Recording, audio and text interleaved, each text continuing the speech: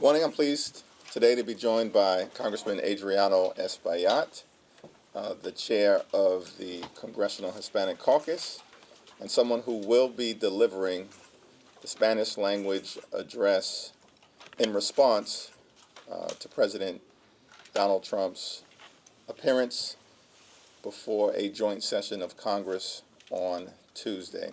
Earlier this week, House Republicans passed a budget resolution that sets in motion the largest Medicaid cut in American history. Children will be devastated in the city of New York and beyond. Families will be devastated. Seniors will be devastated. Everyday Americans with disabilities will be devastated. Hospitals will potentially close here in New York State, in rural America, and across the country. And nursing homes will certainly be shut down. Every single House Democrat from New York City, from New York State, and across the country opposed this reckless Republican budget, and we will continue to do so as long as the health care of the American people is being targeted, as long as nutritional assistance for children and families is being targeted by the extreme MAGA Republicans, and we will certainly continue to stand up for Head Start and for Meals on Wheels and for veterans benefits and for the things that are important to everyday Americans. The cost of living here in New York City and across the country is far too high. America is too expensive. Housing costs are too high. Grocery costs are too high. Child care costs are too high. Insurance costs are too high. And utility costs are too high. Cost of living is too high here in New York City and across the country. President Donald Trump promised to do something about it. In fact, he promised the American people that grocery costs would go down on day one. But costs aren't coming down, they're going up. Inflation is up. Why? Because Donald Trump and the Republicans aren't focused on addressing the high cost of living in the United States of America. Instead, they are focused on jamming their extreme, reckless, and harmful budget down the throats of the American people. Chair of the Congressional Hispanic Caucus, Adriano Espaillat. Thank you, Leader Jeffries. Again, this is a devastating time with these proposed cuts for a district like the one that I represent, where you have 524,000 Medicaid recipients, just slightly over 100,000 Medicare recipients, 200,000 plus households that take food stamps. So these families are going to be devastated with these cuts. And of course, seniors and children and people with pre-existing conditions, folks that really rely on the Medicaid system for health care, will be facing a situation of life and death. And that's what this is all about. Beyond the soap opera between Elon Musk and some of the recent secretaries nominated by the Trump administration, there are some real hurtful proposals that are being put in motion. And these proposed budget cuts is one of those proposals. And the intent is basically to give the very rich a huge tax break. So not only are working class family getting hurt by these proposed cuts, but the savings that they will get from these cuts will go to huge tax breaks for the very rich. And so at the same time, they continue this morning the leader and I met with a family of a U.S. citizen. Get this, a U.S. citizen who was detained and questioned by ICE on his way to work. A couple with twin boys, they're both U.S. citizens. He had ID. He had the real ID, the new driver's license.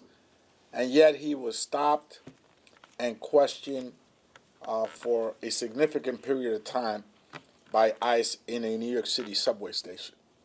So this is what's happening in New York while they're perpetrating these massive cuts on the healthcare system. So we're here to say no. We voted united, and the Congressional Hispanic Caucus, a very diverse caucus that has people that represent border districts, East Coast district, West Coast districts, North and South, is united in the pushback. Thank you. A U.S. citizen detained unjustifiably and unlawfully right here in New York City, a New York City subway station, someone whose brother-in-law protects and serves this city as a New York City police officer, presented that ID but was nonetheless detained and is now dealing with the trauma of that incident along with his entire family. We believe in securing the border. We believe that there's a broken immigration system in the United States of America. It should be fixed in a comprehensive and bipartisan way. We believe in standing up for dreamers, farm workers, and families. Violent felons should be deported. Law-abiding families should be respected and protected. Questions?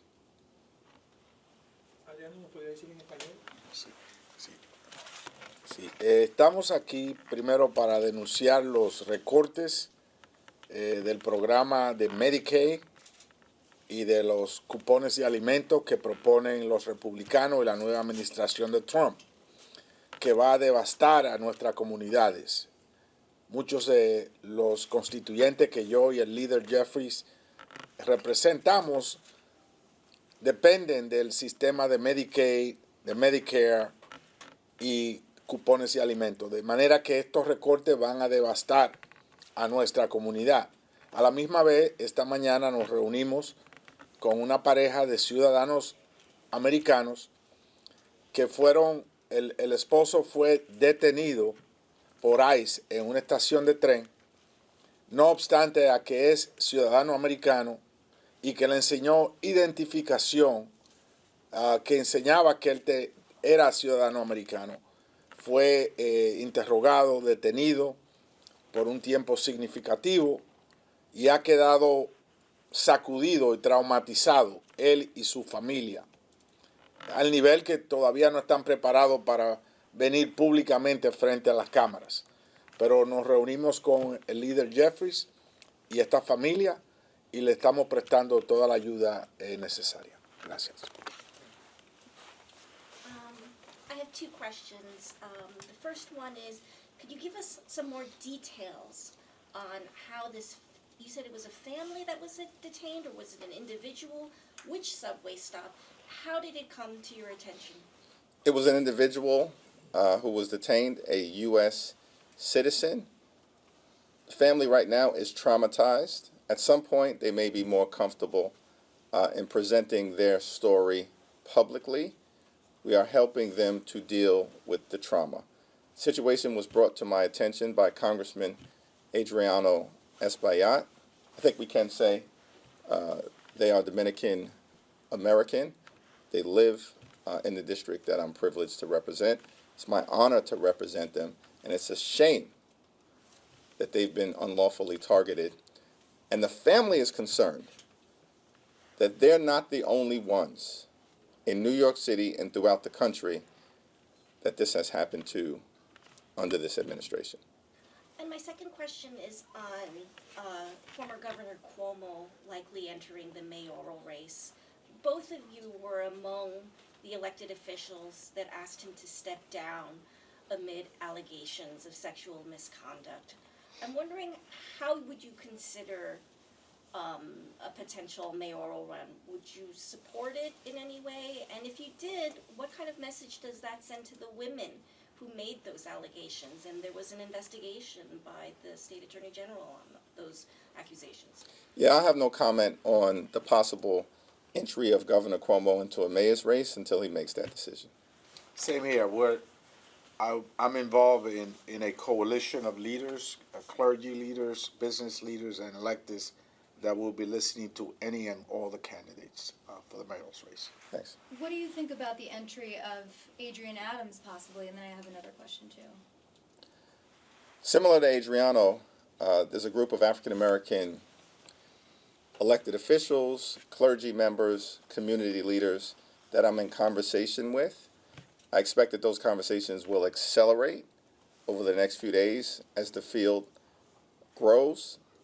But until I'm able to have discussions with those leaders and, most importantly, the people that I represent, I have nothing further to say about any specific candidate, and I have no intention at this moment of endorsing anyone until a candidate emerges from the Democratic primary. Well, on the work of the city council, are there any concerns that you have with Adrian Adams' legacy, her short tenure as council speaker? I mean, how many stops act? But she's also been someone that stood up against Adams, and as you're talking about immigration, has said, you know, it has been a forceful, I guess, opponent against ICE's reentry into the city. What do you make of that? There's a lot going on in the country right now. In fact, there's a lot going on in the world. As House Democrats, we're in the middle of it, trying to protect the people of New York City, particularly as it relates to the reckless Republican budget that my colleagues are trying to jam down the throats of the American people. The largest Medicaid cut in American history is outrageous.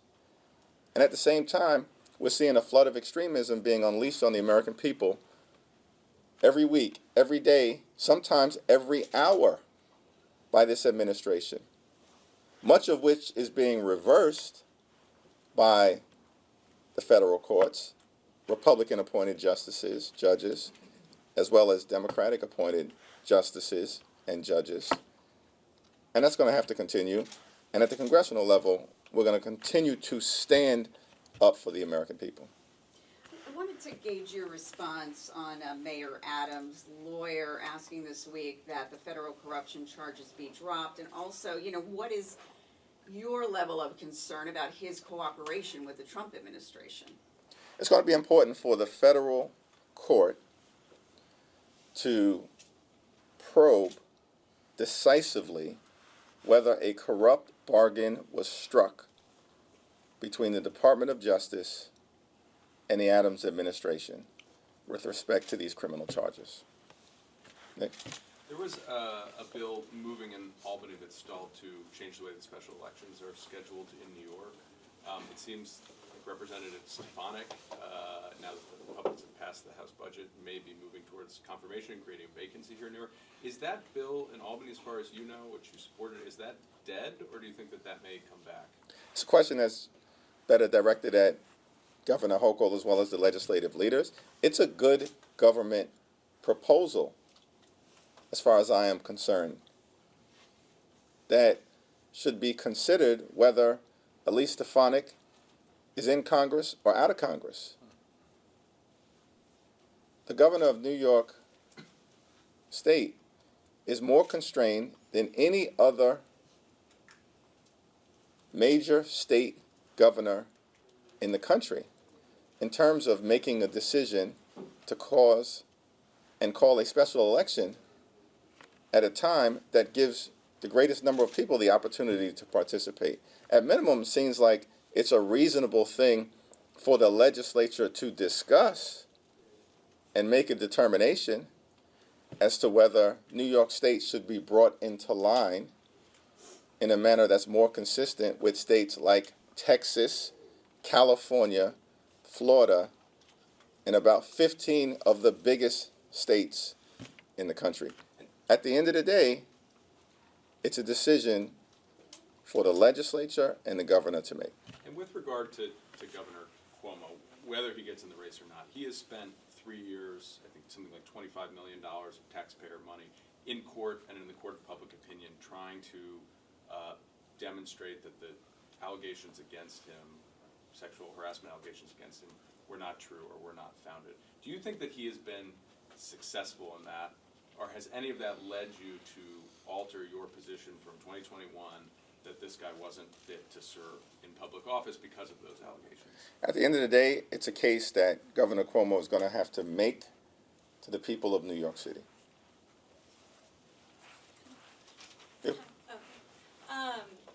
Two questions. What are your thoughts? Everybody with the 2 questions today. Being very generous. It's a Friday. You got time, right? Free Press Friday. Yeah. What are your thoughts on Governor Hochul's proposal to limit Mayor Adams' authority? It's understandable to me that Governor Hochul is trying to make sure that the city administration is focusing on the people of New York City and nothing else. And to the extent that there are some guardrails and accountability measures that can be put into place to focus the attention of the city government on the people of New York City and not the whims and wishes of the Trump administration, then that certainly is an appropriate step. Adriana? No, I agree with the leader that first and foremost are the people of New York City, and particularly as it pertains to this very aggressive Trump effort to bring forward his MAGA agenda to New York City, which I think most of the people, most of the New Yorkers will reject. So we have to have some guardrails. And then my second question is in regards to congestion pricing. What are your thoughts on the current handling of it by both the governor and in her response to Donald Trump's comments? Trump administration seems to be targeting the people of New York City and the people of New York State with respect to congestion pricing, support for the migrant situation as allocated by an act of Congress and signed into law by the former president, as well as in other areas certainly connected to the potential corrupt bargain that's been struck with the city administration. These are all significant areas of concern. I have confidence in Governor Hochul's ability and in Tish James's ability to push back aggressively in defense of the people of New York State through the court system, and that certainly is litigation that I support. Mr. Jeffries, Jennifer with CBS. I know you've been asked this before, but do you think at this point Mayor Adams can still lead this city? That's a question that Mayor Adams is going to have to demonstrate and answer decisively and convincingly to the people of New York City. As Adriano mentioned, we're all going through a process of talking to our fellow elected officials, clergy members, community leaders, and our constituents to get their sense of the best path forward. And at the appropriate time, I expect all of us within the congressional delegation will weigh in one way or the other in terms of the future of New York City. Since everyone got two questions, may I kindly get everyone? Yes. As you know, there is a big concern with the Haitian population here in New York City right now. Anything that's being done on your level or that you think can be done in the meantime? A lot of Haitian New Yorkers we've been talking to are asking for this TPS extension to stay, for the Trump administration, Congress to reverse it. What are your thoughts on that? What can be done, and how can you assure Haitian New Yorkers? Yeah, it's my honor to represent several communities with significant Haitian American residents within them. And in the next few weeks, we will be meeting about where we are and where we need to go in defense of those communities. All options are being explored on behalf of the Haitian American community and many other communities that have been targeted by the Trump administration, both in terms of congressional action as well as the litigation options that remain available to us in the court. Adriana? Again, we are very much focused on helping dreamers, dreamers, because for the most part they've been here for over 20 years on the average, and they're nurses and teachers and they are homeowners and small business owners and members of the armed forces, and they should be regularized.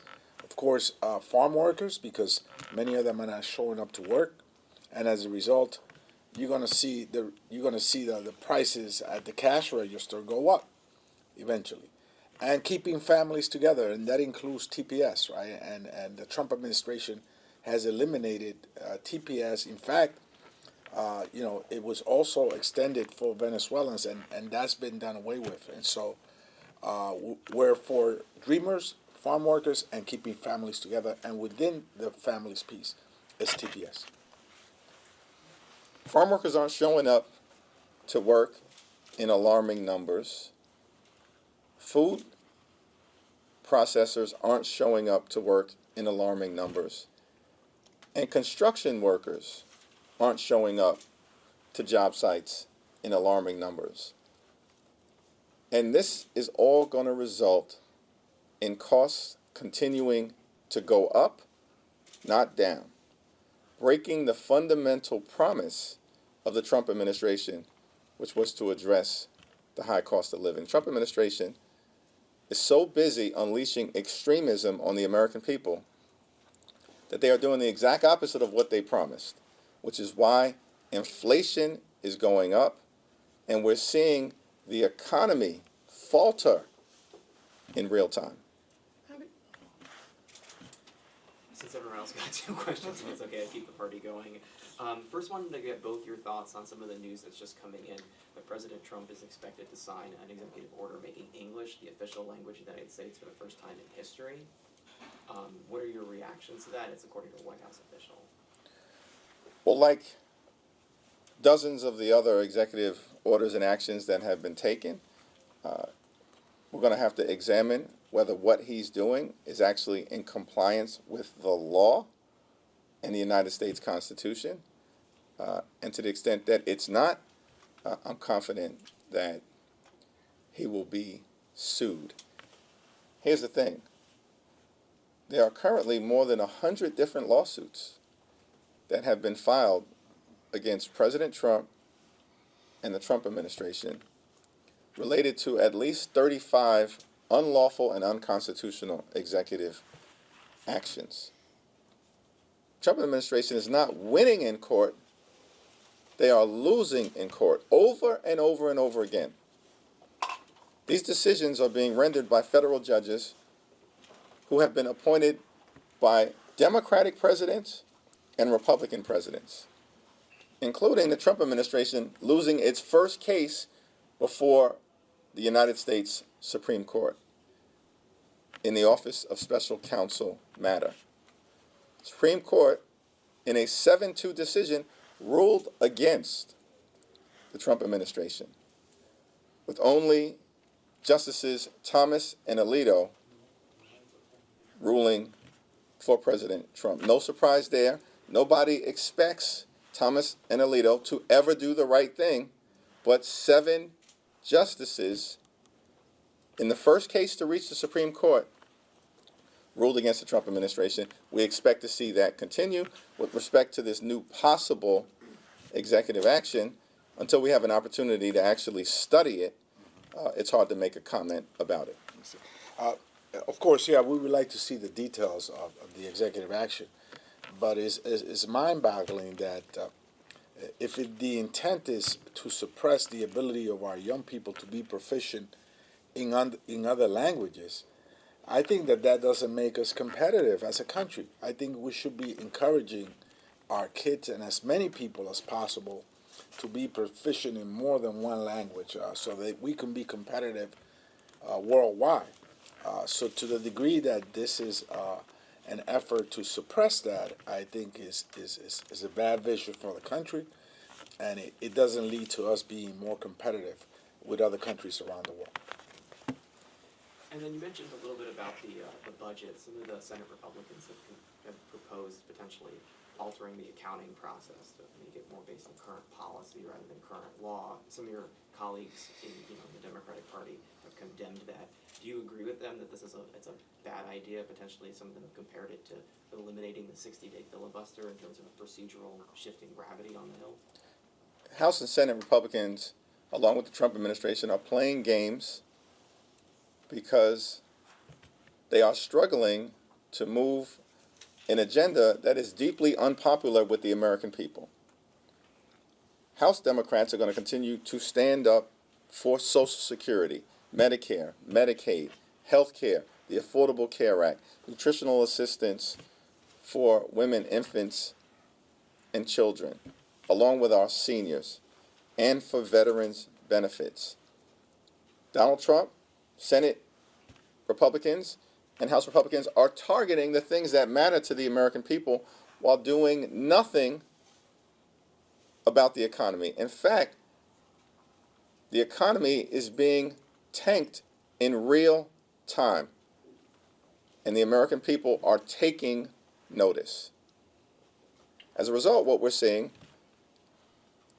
are games being played by House Republicans and Senate Republicans, including potentially adopting accounting mechanisms that are designed to hide from the American people the fact that the GOP tax scam will increase the debt by more than $2 trillion a year and almost $20 trillion over a 10-year period of time. That's extraordinary. And the Republicans are trying to hide that from the American people. Could you Last question? Could you address the upstate prison strikes that have been going on for nearly 2 weeks? Are you worried that this is still going on? I know mediation talks are happening, there's a tentative deal, but are you worried about the precedent that this could also set for other unions maybe not being able to control wildcat strikes in the future? Well, it's a public safety concern. I know the governor is doing everything she can to try to resolve the situation and keep people safe both inside the correctional facilities as well as outside the correctional facilities and the communities that surround them by bringing in the National Guard.